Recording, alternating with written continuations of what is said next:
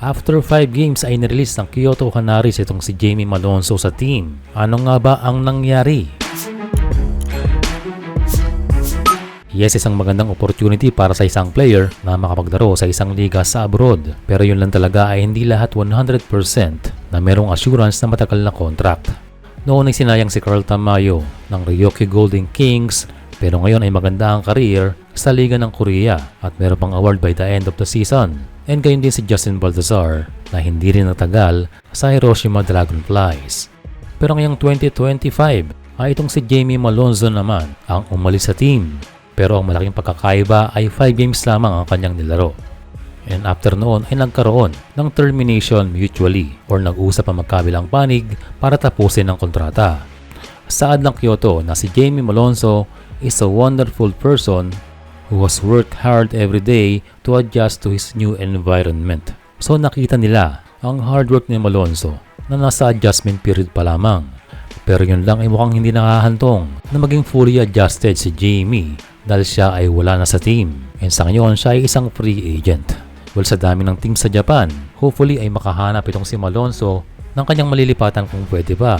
And sana doon siya sa team na siya ay fit or kailangan talaga ng team ang kanyang position.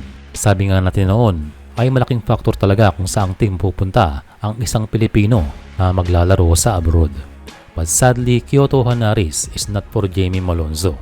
Kung kailangan nila si Matthew Wright noon, ngayon ay kaya nilang i-release ang posisyon ni Jamie. E ano nga ba ang dahilan? Bakit na-terminate ang kanyang kontrata?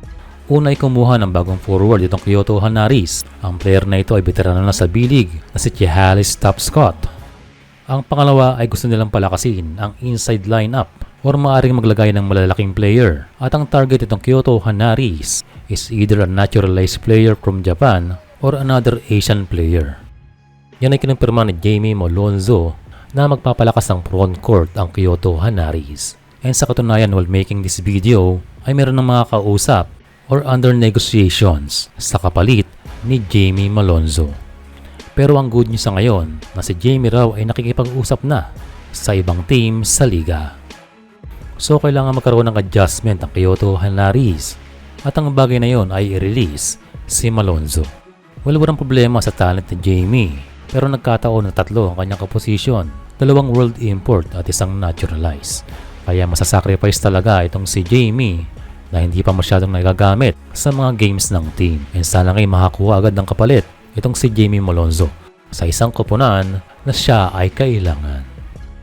Kung PBA return ang pag-uusapan, naniniwala ang mga fans at media na siya ay sakop ng 3-year ban.